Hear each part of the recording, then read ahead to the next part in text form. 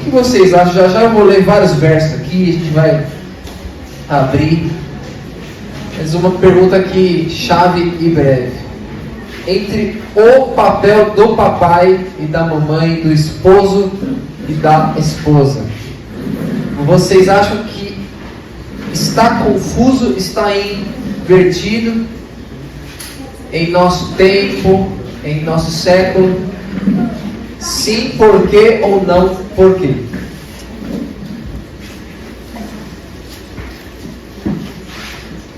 Mas está livre, cada um faz do jeito que quer. O Gerson falou que tá livre, cada um segue o seu rumo. Alguém mais? Em que sentido você acha que está? No sentido de trocar aquilo que Deus determinou como padrão, né? Que seria o homem como sacerdote. Então hoje essas linhas progressistas aí, principalmente o feminismo, tentando inverter o papel do homem. Hoje nós temos cada vez mais vezes homens mais fracos, espiritualmente falando. Acho que até fisicamente, viu? Se você parar para pensar um pouquinho, moralmente. Muito bom. Também penso dessa forma. Querida? Sim, o contexto social fez com que a mulher saísse de casa também para trabalhar, para colaborar com o sustento da família. Só que muitas mulheres acabam ganhando mais que os maridos, aí acabam ganhando muito mais da carreira dela, né? Tem mais dinheiro, o marido acaba ficando em casa, e aí a gente daí gera, né, uma bola de neve, a gente sabe que não é saudável para nenhum dos lados. E aí, adicionado a esse feminismo, isso realmente inverte bastante. Eu sempre digo, né, que a gente fala sempre da besta que sobe do mar, né, e a besta que sobe da terra, mas uma das piores bestas ali é de Apocalipse 11. Qual besta que está lá? A besta que sobe do abismo. E essa besta é a Revolução Francesa, que trouxe muitos princípios, e um deles foi o feminismo. E esse realmente inverteu, de uma forma muito clara, a função e o papel da mãe. Queridos, a Bíblia, ela separa, mesmo Deus, Pai, Filho, Espírito, mesmo eles sendo um, eles são três pessoas distintas. Eles assumiram três funções distintas. Eu penso assim, né? Antes do Senhor fazer tudo, né? Eu acho que entre eles três, né? Um deles falou assim: olha, a gente precisa de alguém que represente que nós somos acima de tudo e todos. Aí veio o pai, né? Não, pode deixar que eu faça a gente agora precisa de um que exemplifique como adorar a nós. Alguém que esteja entre os anjos, que esteja entre os homens. Aí o filho, deixa que eu faço. E a gente precisa também de alguém que mostre a eles que por si só eles não conseguem fazer nada. Eles precisam de algo dentro deles para dar essa força. Aí o Espírito falou: deixa que eu faço. E os três juntos se harmonizaram em função, tanto que foi confundido diante dos anjos quem era Cristo. O Pai teve que pôr Cristo no trono e falar: ei, calma aí, eu sei que Ele está sempre aí, eu sei que vocês acham que Ele é igual, mas Ele não é, Ele é igual a mim. De tanto que Cristo exercia bem a sua função daquele Deus que estava entre os anjos, entre as criaturas. Então, se até neles existem funções e diferenças, o que dirá nós? Quem diz que nós somos iguaizinhos de um certo sentido? Se você for ver por todos os filhos de Deus, existem termos que nos põem em igualdade. Pode falar, Rô. É interessante a gente pensar nessa questão das diferenças entre as posições hoje no casal. Você está falando sobre a Trindade. Se a gente olhar para a Trindade, Cristo, quando ele estava aqui na terra, ele apontava para o Pai. Ele subiu para o céu e veio o Espírito Santo, que aponta para quem? Para Jesus. Um trabalha servindo ao outro. Se a gente tivesse isso dentro do relacionamento, o marido pensando em servir a esposa e a esposa pensando em servir ao marido, provavelmente a gente não teria essa disparidade entre papéis hoje em dia. Exato, exatamente. E aí perdeu-se, né, essa... É uma das coisas que Lúcifer ele faz mais, né? Que é causar a desordem em tudo. Ele causa desordem em tudo. E uma dessas desordens é exatamente dentro do lar. A falta de critério para quem é o que e quem faz, né? O que? Tem um texto aqui, Ellen White, que ela falando sobre o selo de Deus. Nós sabemos que Cristo ele não veio, ainda não foi por causa do Papa, não foi por causa da lei. Cristo ainda não veio, biblicamente falando, que Deus ainda segura os 4 ventos. Pois ele precisa de um povo selável, para que ele sele, para que ele marque. Existe uma história toda dentro desse conceito bíblico, mas biblicamente você percebe que a mão que Deus pede para que os 4 anjos segurem, até que ele sele. E nessa obra, Célia, a serva de Deus diz que nem todos os que professam guardar o sábado serão selados. Muitos há mesmo entre os que ensinam a verdade a outros, pode ser nós, que não receberão na testa o selo do Deus vivo.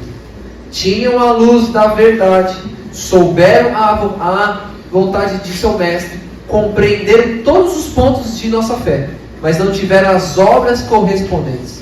Deveriam ter dirigido a sua casa segundo os mesmos princípios, para que por meio de uma família bem ordenada pudessem apresentar ao mundo a influência da verdade no coração humano. Isso está em Testemunhos, volume 5, capítulo 23. O capítulo todo fala sobre o selo de Deus. E o texto diz aqui que os princípios deveriam ser vividos na casa. Quando você não entende a função de ambos, pai e mãe, é impossível ter um equilíbrio nos princípios bíblicos dentro do lar. Porque Deus nos fez diferentes. Quando Deus fez o homem assim e a mulher assim. Isso na perfeição. Viu? Depois da queda, não. Na perfeição. Adão já era maior do que Eva. Adão foi feito primeiro, Eva veio dele. Há uma diferença. Você estuda um pouco do nosso cérebro, há uma diferença nos 2 cérebros. Por exemplo, eu estava lendo que o hipocampo, e ele fica dentro do sistema límbico, que é responsável pelas emoções. O hipocampo das mulheres é um pouco maior do que a dos homens. Por isso que as mulheres são mais sentimentais do que os homens. Sim ou não? Claro que existem exceções, sempre. Mas, em geral, as mulheres são mais sentimentais e os homens são mais racionais. Querem ver isso na Bíblia? É interessante. Pega a sua Bíblia, vai para o livro de Números, capítulo 30. É interessante. Números, capítulo 30. O contexto fala sobre os votos. Quando você faz um voto a Deus e tal.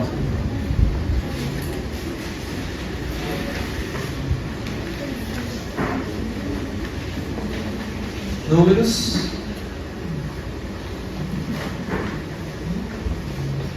capítulo 30.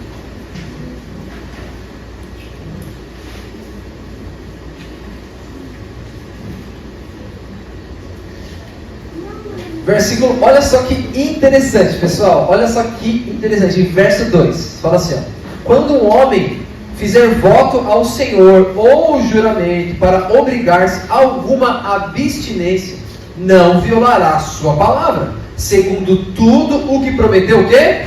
Se o homem falou, ele tem que fazer. Se é voto, ele cumpre. Verso 3. Quando, porém, uma mulher... Olha, que interessante.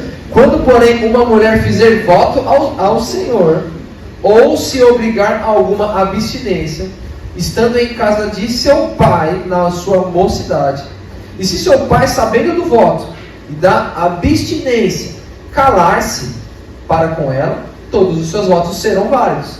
Terá de observar toda a abstinência a que se obrigou. Mas se o seu papai, no dia que tal souber, o desaprovar, não será válido nenhum dos votos dela, nem lhe será preciso observar a abstinência a que se obrigou. O Senhor lhe perdoará, porque o pai dela a isso se opôs. Aí você diz, não, Léo, porque está falando de filha, os pais. Não, segue o verso.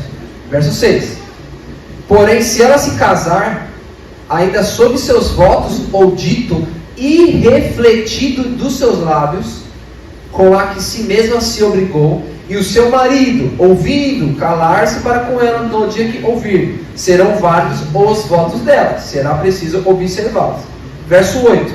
Mas se o marido o desaprovar no dia em que o ouvir, e anular o voto que estava sobre ela, como também o dito e refletido dos seus lábios, com que a si mesma se obrigou, o Senhor lhe perdoará. E aí no verso 12, diz assim, porém se o seu marido lhe anulou no dia em que soube, tudo quanto saiu dos lábios dela, quer dos seus votos, quer da abstinência, não será válido. Seu marido lhes anulou, e o Senhor perdoará ela. Aqui não fala simplesmente de uma mulher que está submissa. O texto diz que a mulher poderia dizer algo de forma o quê? Vocês viram aí? Impensado, irrefletido, apenas pelo sentimento. É interessante isso? A mulher, se ela fizesse um voto aqui, se o marido ou o pai, a figura masculina, não estivesse junto, e ela tivesse que voltar atrás nesse voto, Deus, ele ia falar assim, tudo bem, não tem problema nenhum. Que Deus a considera mais sentimental. Aí vocês pensam, quer dizer que isso é ruim. Não é ruim. Olha só que bênção. Quem é que gera o filho? É a mãe. A incumbência vai para a mãe. Quem é que tem que ter a parte do cérebro, sentimento?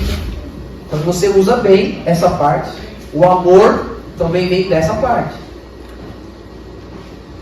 E Deus diz que abaixo de quanto Ele nos ama, o que mais chega perto é o amor de quem? Amor da mãe. Isaías 49:15. Ainda que uma mãe, não é assim que fala o texto? Deus fez certinho a mãe com a parte cerebral do amor mais desenvolvida, porque a maior energia, Ellen fala, desse universo é o amor, para que os filhos fossem gerados com amor. Não é lindo isso? É fantástico isso. E aí a nossa sociedade inverte isso. Quando o anjo foi falar sobre o filhinho, ele foi em Maria. Maria, você vai ter um filho. Mas quando o anjo foi falar sobre uma mudança gerencial, territorial, foi falar com o pai. O anjo deu o sonho ao pai. José, muda para o Egito. Aí fica lá um tempo. José, agora você volta. Decisões estratégicas, financeiras, o anjo deu ao papai. E as informações de criar o filho foi dada à mamãe. Sansão, a mãe dele foi a mesma coisa. Não foi você, irmão? Primeira pessoa que o anjo foi falar foi com quem? Com a mãe. E por essa parte do homem mais racional, se faz, então, ali Deus dá a incumbência do homem fazer as leis. Quem é que faz as leis pro lar? É o papai. Gênesis, se você quiser abrir, não só ouça. Gênesis 18, 19. Fala assim, ó. Porque eu, falando de Abraão, né? Eu o escolhi para que ordene a seus filhos e a sua casa depois dele, a fim de que guardem o caminho do Senhor e pratiquem a justiça e o juízo, para que o Senhor faça vir sobre Abraão o que tem falado ao seu respeito. A ordem do lar foi dada a Abraão, o papai. E ele mais no lar adventista, capítulo 34, ela diz: todos os membros da família se centralizam no pai. Ele é o legislador, ilustrando na própria varonilidade as importantes virtudes: energia, integridade, honestidade, paciência, coragem, diligência, prestatividade. O pai, em certo sentido, é o quê? Sacerdote da família, apresentando ante o altar de Deus o sacrifício da manhã e da tarde. Ellen White diz que o pai, então, é o sacerdote. E a mãe? É a missionária. Olha só o que diz a serva de Deus, Testemunho 7, capítulo 12. Ao cumprirdes fielmente vosso dever em casa, o pai como sacerdote da família, a mãe como sua missionária, estareis a multiplicar habilidades para fazer o bem fora do lar. Ao aproveitar vossas faculdades mentais, físicas, tornar-vos-ei mais capacitados para trabalhar na igreja e na vizinhança, ligando os filhos a si e a Deus, os pais e as mamães. E os filhos tornam-se co-obreiros de Deus. Perceba que texto fantástico, né? Falando de família, falando de função, falando de missão e de papel. O pai aqui é o sacer e a mãe é a missionária. Nesse sentido, é aquela que tem mais paixão, que se entrega, que ama mais. E o homem como sacerdote é aquele que tem mais as regras, como foi dito aqui. E quando o pai faz uma regra ou segue uma regra, porque o maior legislador é Deus. Se o pai é um bom legislador em seu lar, ele apenas copiará e adaptará as leis de Deus para a lei do lar. E quando o pai faz uma lei e a mãe não segue? Vocês lembram de Êxodo? Quando Moisés ele havia sido chamado por Deus. Olha só, Deus falou: Moisés, você vai libertar o meu povo. E Deus falou um monte de coisa, e deu sinais, e deu tudo. Moisés confiantemente vai para o Egito. Mas de repente a Bíblia diz que Deus se pôs na frente dele para matá-lo. Rapaz, a primeira vez que eu li isso, eu achei maluco, né? Pensa, a gente está aqui fazendo papo e eu apareço na sua frente para tirar a sua vida. Pareceu assim. Só que quando você lê com calma o texto bíblico, você percebe que Deus se pôs para matá-lo, e Zípora, sua esposa, rapidamente pega uma pedra e circuncida o seu filho, lhe tira o seu prepúcio. Ela faz isso e ainda fica brava. Com quem? Com Moisés. Ah, seu esposo sanguinário. Está na Bíblia, você viu? Só você ler lá. Chama ele de sanguinário. E Ellen White fala bem, ela explica bem, vou até ler, para que não fique o que eu falo, mas aqui, ó. Quando vinha de Midian, Moisés recebeu uma advertência assustadora e terrível a respeito do desagrado de Deus. Um anjo apareceu-lhe de maneira ameaçadora, como se fosse imediatamente destruir. Explicação alguma se der. Moisés, porém, se lembrou, memória boa, hein? De que havia desatendido um dos mandos de Deus, cedendo à persuasão de sua esposa. O anjo se pôs diante do líder para matá-lo.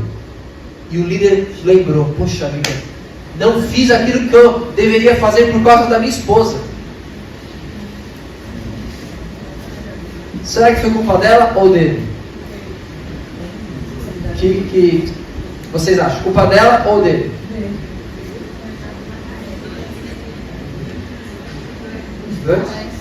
Pelo texto, Primeiro de um, vocês depois podem do falar. outro. Hã? Primeiro de um, depois do outro. Primeiro de um, depois do outro. Se fosse os dois, teria que matar os dois. Matar Moisés. Ele é responsável. E vou fazer uma outra pergunta em cima disso. Adão e Eva, quem é que peca? Quando o senhor lê ali Gênesis 3, percebe-se que Deus ele vai julgando cada um. Adão, Eva, serpente. E cada um tem um castigo. Mediante o quê? A desobediência deles. O que a Bíblia diz é que Eva, ela foi enganada. Adão não. E quando Deus, muito bem dito, né? Deus quando chega lá, ele pede as contas para quem? Adão, cadê você? Então quem que peca aqui? Moisés ou Zípora? Os dois. Só que a responsabilidade maior era dele, tá certinho? É isso mesmo. Estamos juntos, né, irmão, nessa. Mas ao homem é cobrado o que é feito no lar. O homem necessita dar as leis. E diz aqui o texto que, cedendo à persuasão de sua esposa, Moisés negligenciara efetuar o rito da circuncisão em seu filho mais moço. Depois de satisfazer a condição pela qual seu filho poderia ter direito às bênçãos do concerto de Deus, e tal negligência por parte do dirigente escolhido de Israel não poderia senão diminuir a força dos preceitos sobre o povo. Zípora, temendo que o seu marido fosse morto, ela mesma efetuou o rito. E o anjo permitiu então que Moisés seguisse em sua jornada. Moisés, ele tentou fazer o que Deus disse, mas ele não foi firme. Ele relaxou. E a esposa falou: não, amor, ele está muito novinho, fazer esse corte aí. Não, deixa, depois. Zípora, são 8 dias só, Zípora. A gente já está no 10º dia, já está... Não, Zípora, já está no 15º dia. Não. Quase que ele morre. Porque Deus cobrou de quem? Do pai. Como o irmão bem disse ali. Responsabilidade é do homem. Deus cobra do pai, do homem. E aí nós estamos invertendo, muitas vezes. A mulher quer dar a lei. É claro, obviamente, quando o homem não teme a Deus, e muitas vezes estamos em casas de homens fracos, falo por mim, né? Estamos numa fase de homens fracos. Não todos os casos, mas... E as mulheres estão tomando a frente. A mulher que muda aquilo que come agora, a mulher que quer mudar para o campo, a mulher que quer fazer culto, que quer criar os filhos de uma forma mais santa, e o homem está. Mas mais sabiamente, a moça deveria incentivar o homem a liderar e não assumir tal obra que não foi dada a ela. E eu vejo muitos casos precipitados de reformas sendo feitas pelo sentimento.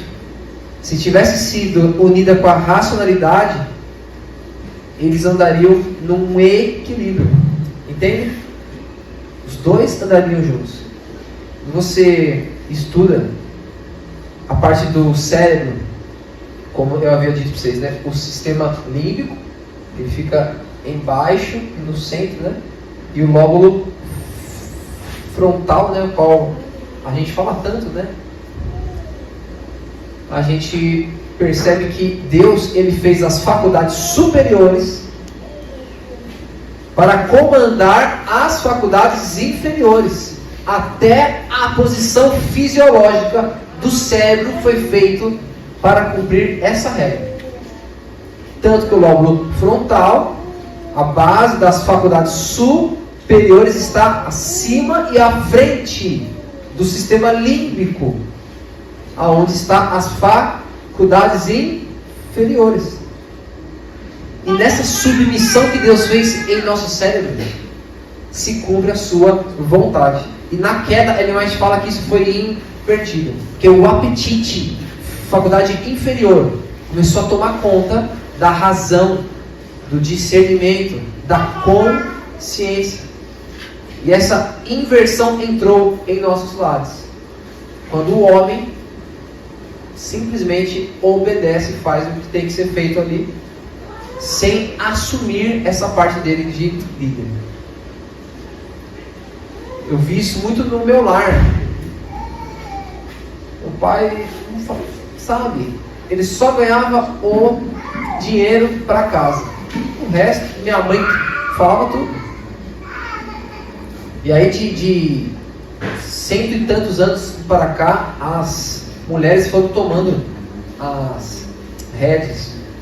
E os lares simplesmente não estão mais ordenados. A mulher tem uma função fantástica quando ela tem filho. A Bíblia diz que ela é preservada pela sua missão de mãe.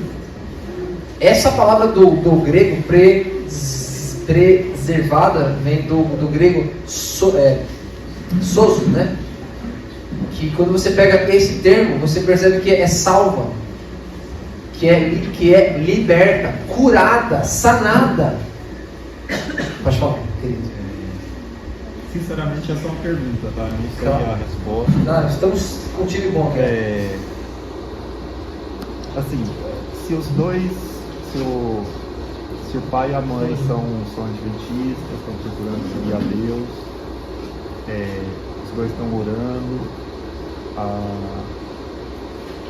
aí o pai tem uma opinião sobre uma coisa relacionada com qualquer assunto, a mãe tem outro, eles oram e o pai continua com essa opção, com essa opinião, a mãe continua com essa opinião.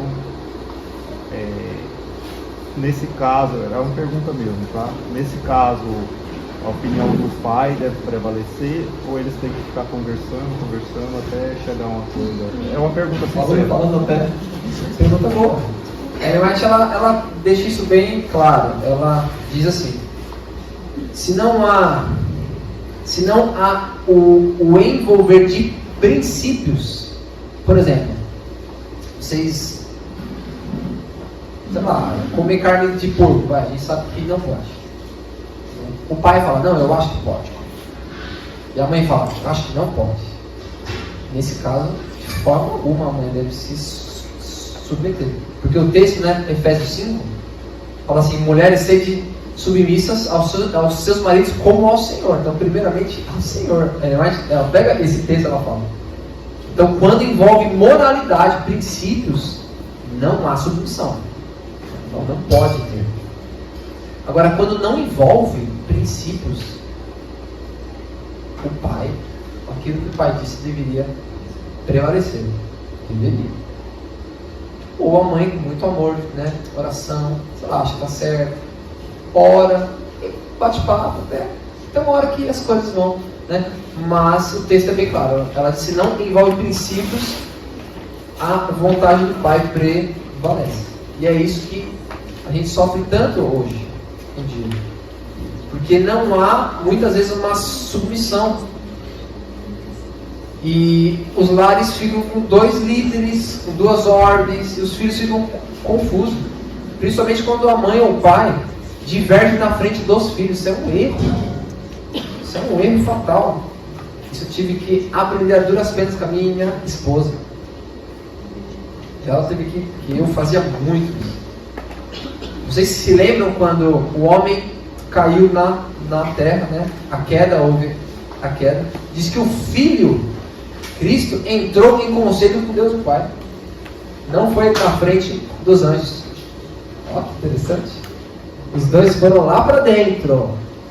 Depois Jesus voltou e falou, vai ser assim, assim. Mas eles entraram lá. E tem o texto da serva de Deus que diz que o pai, que não foi com como é que diz o texto? Assim, é como se o pai diz assim que não foi com pouca luta. Mas assim, não foi com pouca luta que o pai entregou o seu filho. Como você entende isso? Deus é um ser pessoal. Deus não é um robô que faz as coisas. Houve uma luta ali. O pai, sei lá, imagino eu falando com o filho, e o filho, pai, eu preciso ir, pai. Eu sei, claro, a gente ama o mundo e a gente vai dessa forma, né, mostrar o quanto a gente ama, mas filho, sabe, meu filho, pai, não foi com pouca luta. Aliás, é um texto fantástico. É um texto que eu tive que, né, usá-lo com um hóspede nosso lá da Serra, adventista ou ex, e ele disse assim: que pai que é esse? Que Deus o pai que é esse que mata o seu filho em uma cruz? Eu, como assim? Aí eu achei esse texto, aqui, não foi com pouca luta, não. O pai chorou muito quando deu o seu filho, mas foi para te salvar. Como é que você fala assim dele, papai? Eu não jogo. Então, Deus o pai, Deus o filho entraram em conselho. Os pais deveriam fazer isso. Licença, filho. A imagem diz que nem com afeição a mãe deveria. Não, o pai fala, faz isso, a mãe. O filho vê. Pequenininho, o filho. Meus pais não estão de acordo. Isso gera confusão na mente deles. Na mentezinha deles, os pais são tudo. São a representação de Deus. E Deus não se contradiz. Viu?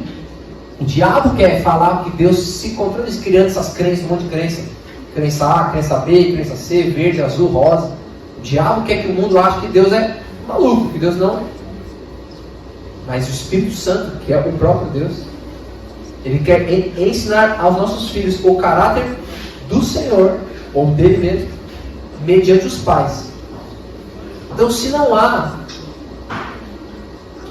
uma ordem nas funções, os filhos ficam confusos. E aí você fala assim, mas será que isso é tão sério? É sério. Por exemplo só, a questão das roupas, das vestes. A Ellen diz que se a ordem das vestes fosse mudada, haveria confusão e aumento de crime no mundo. Aí você fala, o que tem a ver a roupa com... Porque o ser humano perde a função de discernimento. Porque ele nasce em um lar, a mãe faz tudo que o pai faz o que a mãe, se veste igual, os cortes são iguais, o que fala é tudo igual. Então, tudo bem. Quando se há uma diferença, o filho já aprende desde muito pequeno. Isso é isso, isso é aquilo. Mamãe faz isso, mamãe veste isso. Papai faz aquilo, papai veste isso. Mamãe faz isso, papai faz isso. Há um crescimento no discernir dos seus filhos desde muito jovem. E ele vai falando, tirando só as vestes. Fala só da veste, hein? Que a veste, você sabe, difere o homem da mulher. Tirando esse princípio das vestes, ele mais escreve que haveria grande aumento de crime e confusão. Você imagina se só a roupa, você imagina as funções de direção, de ordem. É o mundo, é o caos. Entendem? Caminhando para o fim aqui, eu li aqui sobre o selo de Deus. E Ellen White então fala que as famílias deveriam ter dirigido as suas casas nos princípios, ou seja, nos fundamentos bíblicos, para que eles recebessem então o selo de Deus. E nós temos que entender uma coisa: nessa luta, além de você ter que lutar contra você mesmo e o mundo, existe um inimigo que atua de forma intensa. São os 3 inimigos que nós temos que vencer para ter o selo de Deus: o mundo, a carne e o diabo. Esses 3 vão trabalhar arduamente para que o seu lar se desestruture, para que o seu lar perca o selo, a marca de Deus. Vocês se lembram em Êxodo, capítulo 12, na Páscoa? Tinha que pôr o sangue nos umbrais das portas dos lares. e a família necessitava comemorar a Páscoa em uma certa ordem, coma aquilo, vista aquilo, faça aquilo. Aqueles princípios eram a prova de fé deles, aquele sangue era a prova de fé na expiação do Cordeiro. E eles receberam o selo, e o anjo da morte ele passou por cima, da onde vem o termo, né? Páscoa, Peshua, passar por cima. Porque o anjo percebeu que os princípios que Deus deu para o lar estavam sendo aplicados e vividos. A morte não reinou ali. Se você não quer que o seu lar morra de forma espiritual, você precisa estudar, conhecer e ensinar para o seu filho o que é um homem e o que é uma mulher. As funções, os dons, as diferenças. É necessário isso. Marido? Você falou para fazer pergunta, vou fazer uma pergunta. Oh, pode fazer. Eu não sei se você falou no começo, que eu estava com minha filha lá, mas com relação, você está falando do aspecto espiritual, né? Do homem assumir a liderança. Com relação ao culto, por exemplo, culto familiar, na prática, né? Como que seria isso, né? Porque hoje em dia a gente vê em muitos casos que a mãe assume isso, né? O culto. Em muitas famílias isso é o normal, né? Qual que seria o ideal? Eu estava lendo isso aí ontem. Desculpa, eu estava lendo isso aí ontem. Olha, eu acho ela bem equilibrada nesse sentido. Ela diz assim que seria o pai deveria fazer o culto. Mas ela fala assim, ó, na ausência do pai, deixa eu ver se é esse texto aqui. Esse aqui mesmo. Conselhos para a Igreja, página 204. Diz que a mãe, na ausência do pai, deveria rogar, né, a Deus durante o culto. Na ausência, né? A ausência. Mas esse fazer o culto é o quê? Fazer explicar, falar? Ou é falar assim, ó, a partir de hoje a gente vai fazer culto todos os dias às 8 horas da manhã. Esse fazer Ou é culto conduzir apenas? é conduzir na palavra O ou é legislador determinar? quem é? Quem que nós lemos aqui? Capítulo 34, lá, a gente diz, é o pai.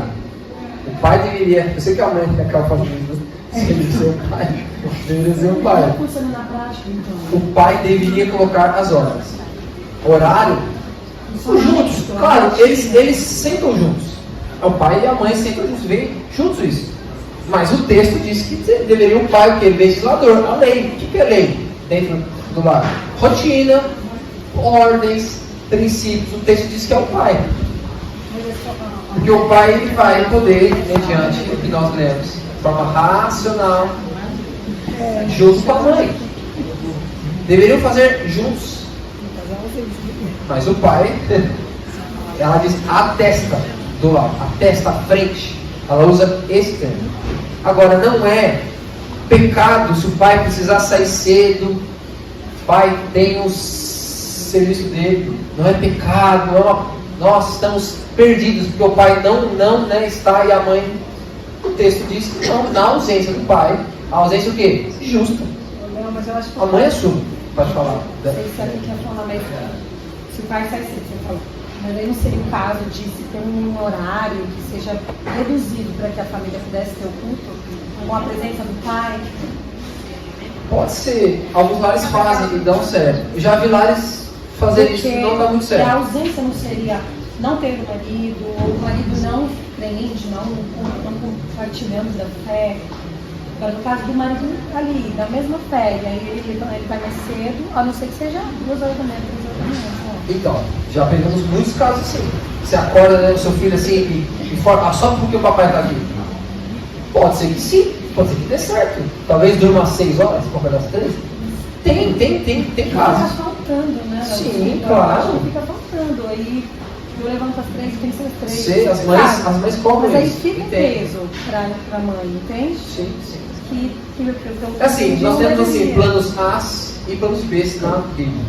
Muitas vezes, por exemplo, a entrada da carne, Gênesis 9, plano B.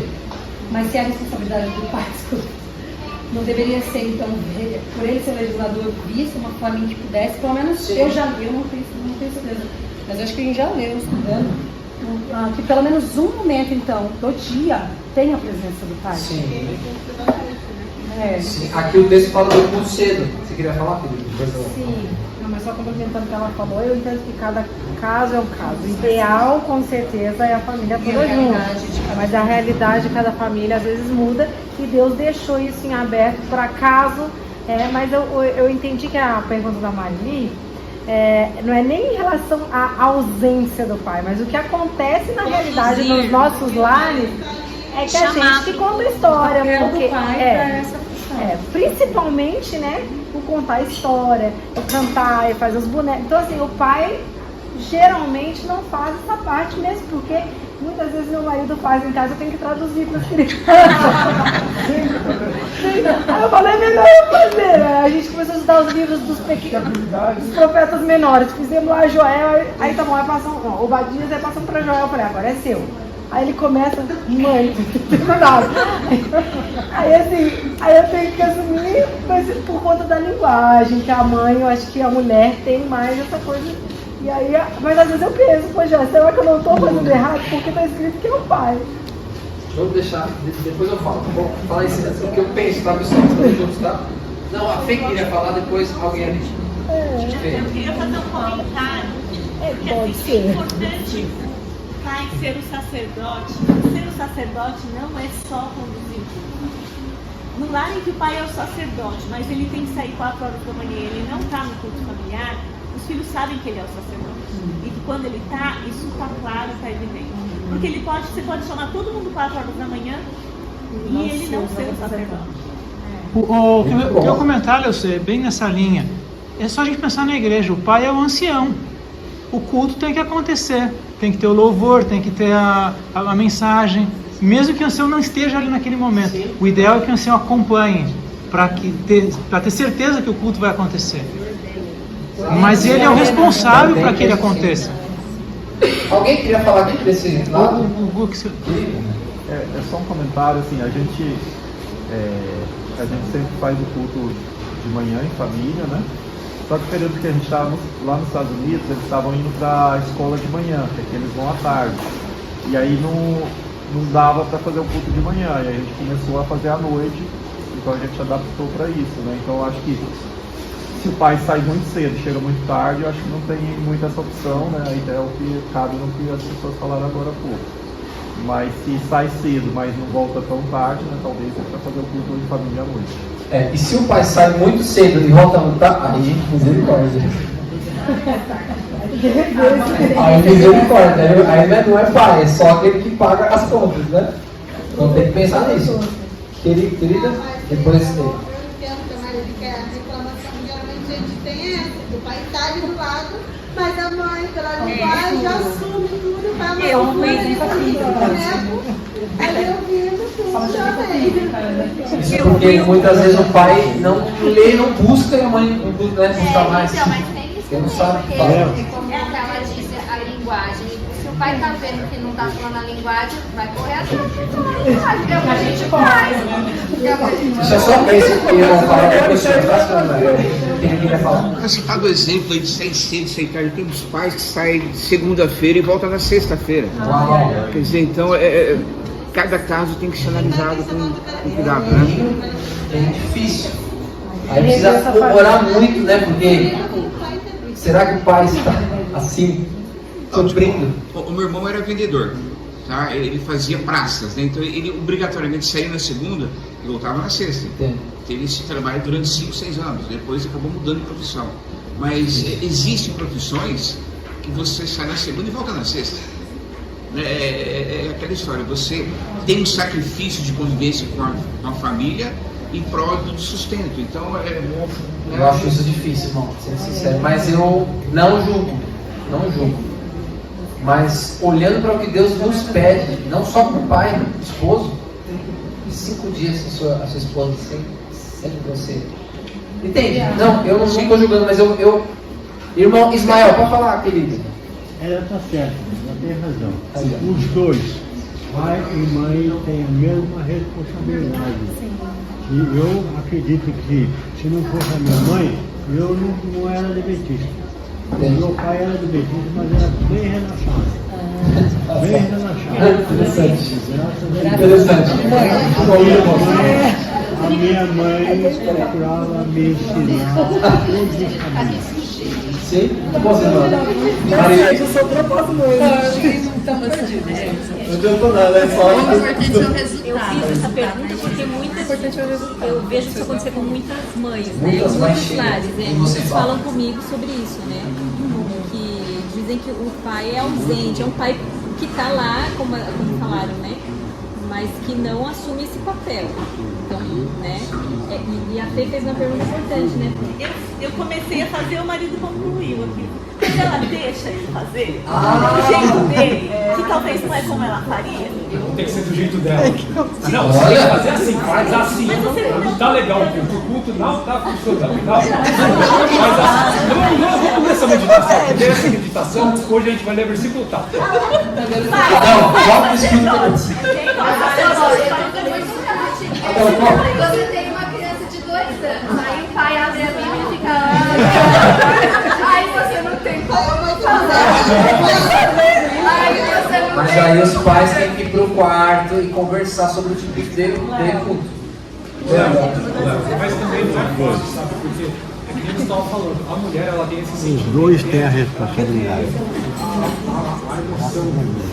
E o homem nem sempre. Olha, vamos fazer o culto, vamos ler a Bíblia aqui, um versículo só fazendo oração, acabou. Mas o culto tem que chegar ser o no mais meio termo, atrativo gente, tem que possível. Olha só, vocês lembram de Juízes 4? Juízes Mas 4. Pode falar. Você ia falar que Quem queria falar? Antes.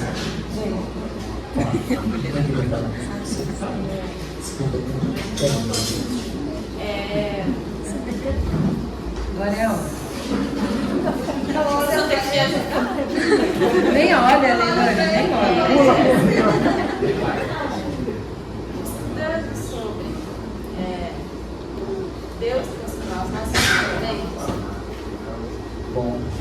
com o nome dela, lá do psicólogo. Ela é autora do Educação Lançada.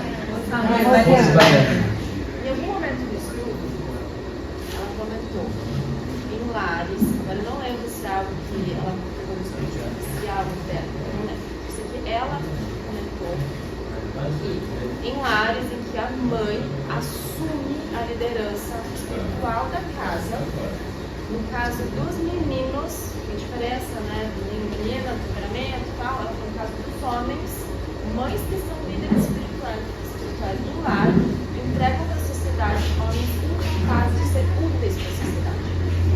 Eu acho isso muito forte. Então, assim, daí aquele ciclo, porque daí este homem, esse menino, cresceu, se tem uma esposa que vai assumir, que vai ser aquela que vai falar, tem que ser desse jeito, falando essas palavras, e aí, e ele não vai assumir, não vai ser sacerdote do lar, né? Sem fim, né? Desse cenário de mulheres que se cansam esperando que o homem seja sacerdote, um homem que também deixa a mulher, porque a mulher é tão exigente, porque é tudo do jeito dela, ele fica ali só assistindo, e aí o cenário não muda, né? Minha pergunta é: como ajudar o homem a ser sacerdote? Boa. O que devemos fazer? Ótimo. Já vou dar uma dica bíblica já. Ele tem. Então, você vai falar que tem um estudo que fala que crianças onde o pai come na mesa, não faz nada, não fez a comida, é terrível, mas fazer o quê? É a verdade. Não fez a comida, come na mesa com a família, a criança vai melhor na escola. Então, eu sei que eu sou essa aí, ó, lê esse livro, não fez com o flanelógrafo, poxa vida, né? Não vai entender, não ficou metade aí, sei nem porquê, né? É pra mim que Deus tá mudando o meu caráter. Mas, às vezes, um versículo, a lá o que o Ronaldo falou. Hoje é meu dia, eu estou em casa, vamos fazer o culto. Gênesis 1:1, parece que não entendeu nada, parece que o Ian nem preparou. Gênesis 1:1, aquela música de sempre, Deus está usando ele. Quem sou eu para dizer? Porque quando Deus manda, até o diabo obedece. Quem sou eu para dizer, não tá bom, tananã. Eu não sou a missionária? Glória a Deus, ele veio hoje, fez o culto, tava aqui com a gente. Ô Senhor, orei para ele ser o sacerdote, hoje ele tava. É difícil, eu tô falando pra mim. Mas tem um estudo que fala que o pai não faz nada, só tá comendo ali e a criança vai melhor na escola. Imagina o pai fazendo culto, abrindo uma Bíblia, que é a palavra de Deus, que tem poder, vai ler um verso só. Já tá glória, aleluia. Tem que mudar eles pra fazer isso, tem que mudar a gente, tem que mudar eu. Pra aceitar. Do jeito que fizer, né? Então, assim, vamos fazer um resumo. Leandro, você queria falar? A gente percebe claramente que existem peculiaridades, né? Família para família. E aí agora eu falo como administrador. Entra o papel do esposo administrar essas peculiaridades. Às vezes o esposo não está presente, mas se ele está, ele é o responsável por reunir a família, não é isso? A esposa pode, de repente, dirigir uma parte do culto, porque ela tem uma capacidade melhor, uma criatividade, não tem problema nenhum. Desde que a figura do pai esteja ali, desde que o pai se responsabilize por reunir a família, desde que o pai se responsabilize pela disciplina dos filhos da família.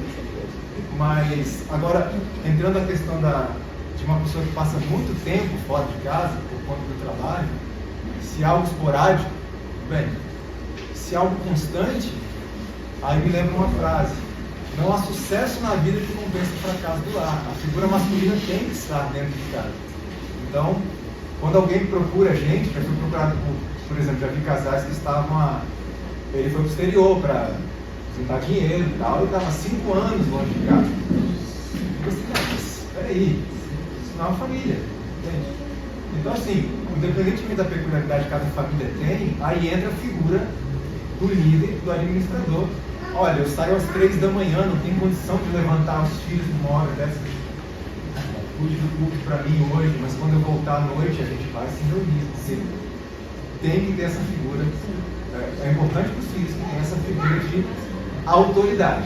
Quando fala autoridade, você citou ali o texto de Ellen White, né, que quando não há um consenso, se não há questões morais envolvidas, não há consenso, o pai deve prevalecer.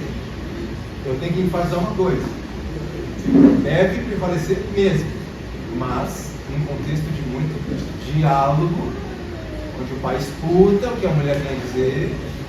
Chegou no final, conversaram bastante, isso não entrou em consenso, ok, prevalece a opinião do homem. Mas é de suma importância que essa figura de autoridade, que é uma autoridade que representa serviço, não uma autoridade ditatorial. Essa figura precisa obter, porque os filhos homens, a inversão de valores começa quando está ausente esse papel. Administre o seu lar. A peculiaridade, administre, você tem que administrar a decisão. Agora a pergunta dela foi boa. E quando eu, como marido, não assumo esse papel, a esposa tem que deixar então a família definhar, destruir, porque o meu esposo, como é que a esposa vai fazer para poder levá-lo a enxergar? Às vezes é interessante, muitas vezes as mulheres olham para nós, homens, e tem vezes que elas creem que a gente deveria estar percebendo aquilo que a gente não está percebendo. E eu não vejo nenhum problema, nenhum demérito numa esposa chegar para o marido e falar: ei, vamos conversar? Isso. Talvez você não esteja percebendo. Não chega daquele jeito. Você não esteja percebendo. Né? Nossa família precisa dessa figura de liderança e tal, porque você foi escolhido por Deus, você tem nessa característica. Aí o homem. Você é o cara. Isso sou eu mesmo. Então, acho que tem forma. Estou dizendo que é fácil. Essa teoria, a prática, não a gente de casa, é um pouco diferente. Você queria falar? Não, é assim, um exemplo prático, por exemplo, eu acho que mais. A conversa é o cerne da coisa ali. A gente é um casal, a gente precisa conversar sobre tudo, inclusive sobre como ser um bom sacerdote do lar. Eu, de repente, tenho uma visão diferente da minha esposa. Assim, as pessoas são diferentes, por exemplo, a Fê é muito mais sanguínea, muito mais expansiva do que eu. Ela tomaria uma atitude assim, muito mais rápida do que eu, muitas vezes. Lá em casa, ela nunca conversou comigo sobre... A gente já conversou sobre sacerdócio, papéis, funções, mas a gente nunca chegou a conversar sobre determinadas coisas. Mas ela fala muitas vezes... ela me chama de pretinho. Você acha que daqui 10 minutos a gente pode fazer culto? Eu falei, opa! É um toque que ela me dá, entendeu? Tipo, mas quem que vai chamar? Sou eu. Mas ela fez uma pergunta. Você vê, você acha que a gente poder, em vez de falar vamos fazer o culto, né? Então nós mulheres fomos educadas para sermos feministas, a gente tem a tendência de chegar já impondo, né? E isso é uma luta muito grande contra a nossa própria natureza, porque a gente foi educada assim, né? Então os homens que existem hoje, que não assumem o seu papel, é porque foram educados por feministas, de forma, regra geral. Então é importante a gente entender por que eu ajo assim, né? E a gente vê assim, se a gente estuda a história do feminismo, é horrível como o inimigo planejou tudo para destruir a família, né? Então se a gente entende que a gente é fruto do feminismo, a gente precisa inverter e ler, estudar, pra gente saber o que Deus espera de mim, qual que é o meu papel, porque a gente já não sabe mais, né? Você vê, a gente tá aqui, o que a gente faz? Porque a gente tá perdido, né? Não sabe qual que é o próprio papel. Mas achei muito legal o jeito, a pergunta que ela fez, que ela falou assim, como que eu posso ajudar meu marido a assumir o papel, né? Então, complementando o que o Leandro falou ontem à noite, né? A mulher foi criada para ser uma auxiliadora, né? E isso para mim é muito difícil, né? A minha tendência como colérica que eu sou, né? Chegar já fazendo, né? Não fez, já vou e faço. Então é uma luta que a gente tem que ter, só com oração, para Deus dar... reverter essa geração. O problema que a gente tem muitas vezes é a questão da gente pensar, não, isso que eu tenho que fazer agora é uma coisa que Deus pediu para fazer, e tem que fazer, e tem que acontecer, e vai acontecer do meu jeito, tanto o homem como a mulher, tá? O problema é esse, a gente não tem que tomar o ponto que eu quero chegar a gente tem que lembrar que a gente está ali para servir. Eu estou ali para servir a minha esposa e a minha família. Esse é o papel do sacerdote, servir, que a parte falou. Muitas vezes o pai senta na mesa para comer, não ajudou em nada. Ok? Tem situações e situações.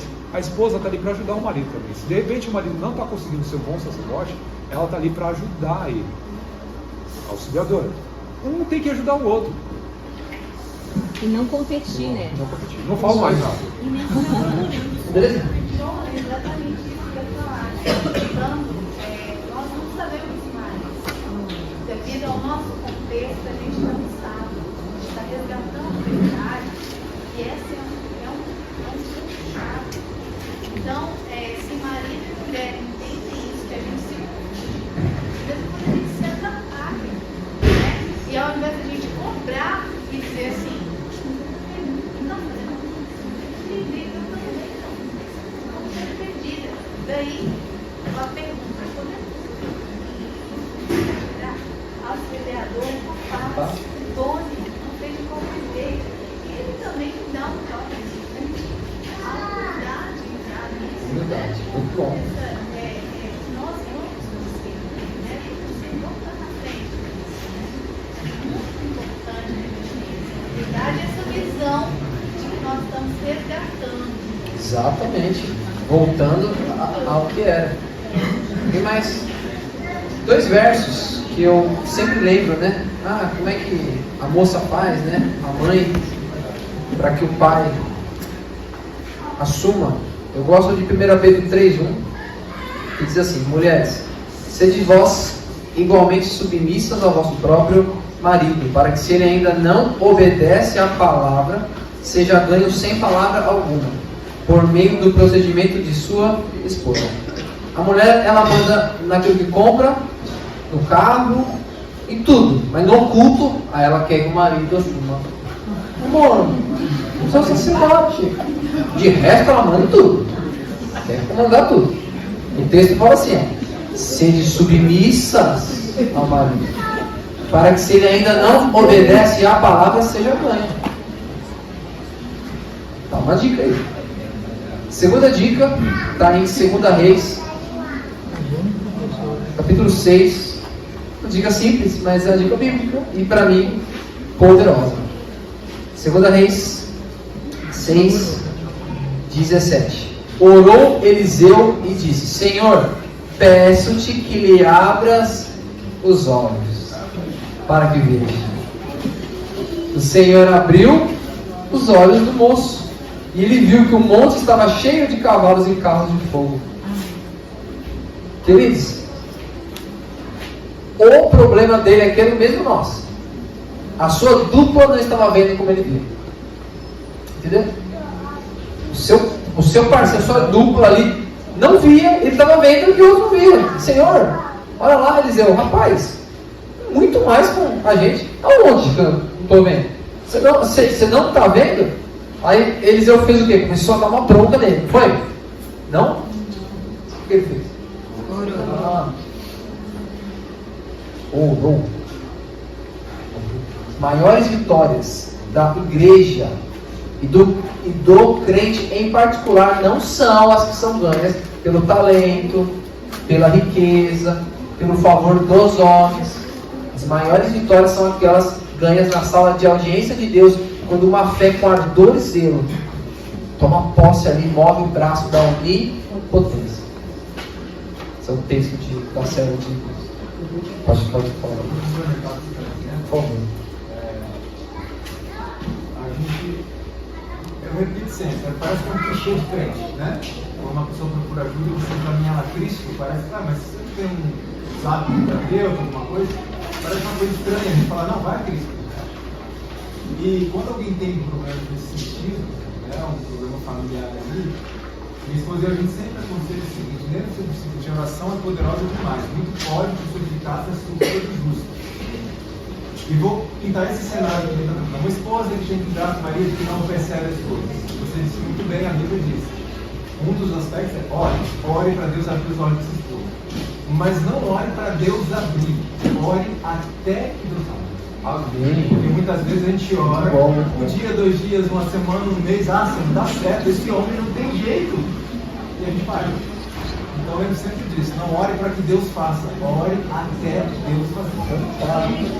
Só para falar para os animais.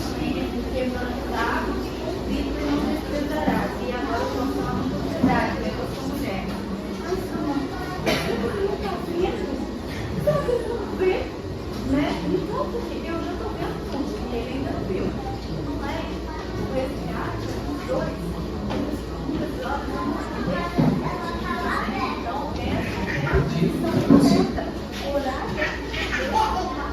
Muito bom. Não que fosse a minha opinião, mas talvez agora seja, porque eu estou refletindo aqui no que eu ouvi, eu penso demais. Ô Glória, olha o Espírito Santo aqui.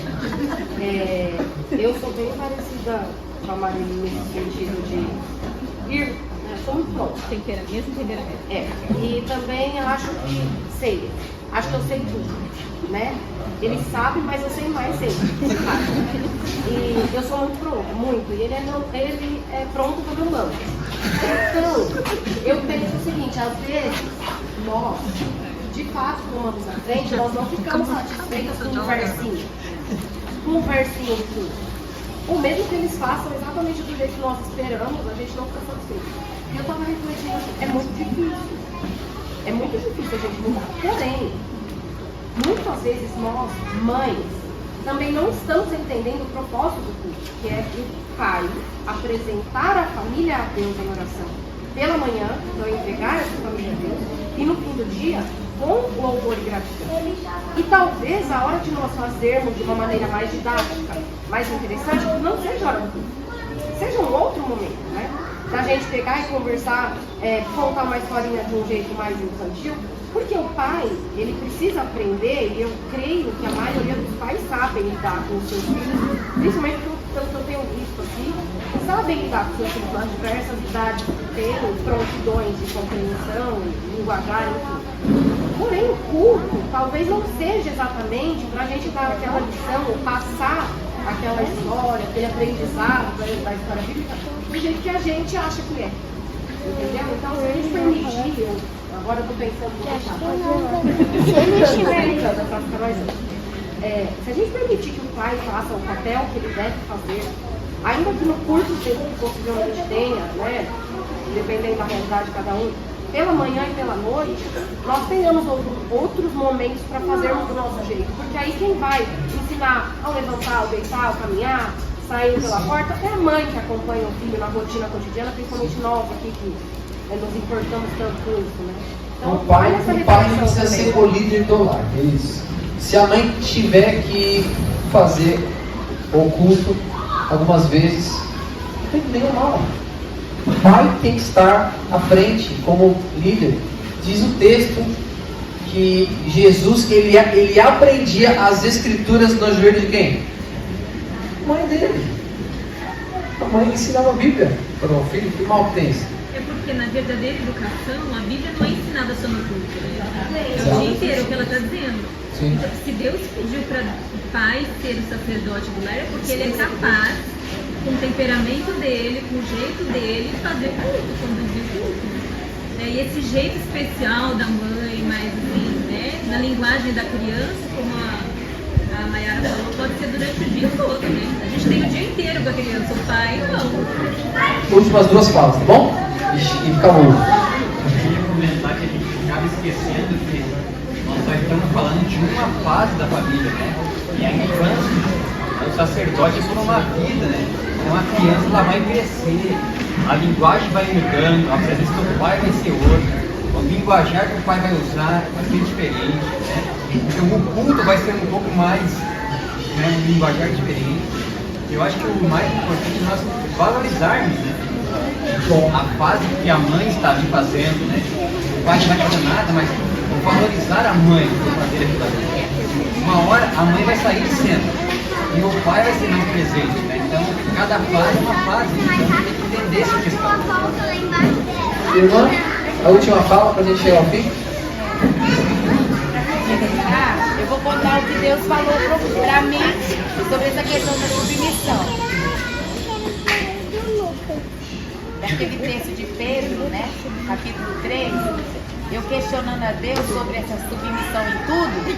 Então, Deus falou para mim assim: como você quer ser submissa a mim se você não é submissa ao seu marido, que você vê e convive? Então é um processo, né? Eu preciso ser submissa a ele para então entender toda a submissão de Deus. Exato. E submissa no contexto do pai e marido, servo, sofredor, que se entrega por Cristo. E aí vai ser fácil, né? As mulheres serem submissas com alguém que as ama tanto que, se fosse necessário, daria a sua própria vida e dar o seu tempo, dar as suas forças.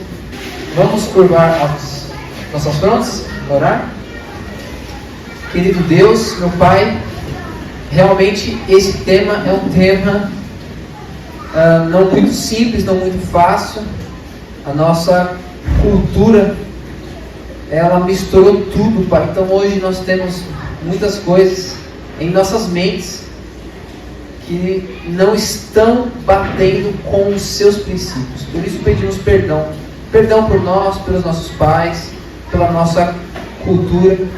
Nós rogamos do alto que o Espírito Santo seja dado a cada um aqui, para nos guiar não somente a parte da verdade, mas a toda a verdade. E as verdades sobre os princípios do pai, da mãe e de suas funções. É o que nós te pedimos, em nome de Jesus. Amém. Familiarizando-nos com Deus e sua palavra, praticando a verdadeira educação, restaurando a imagem do Criador, um propósito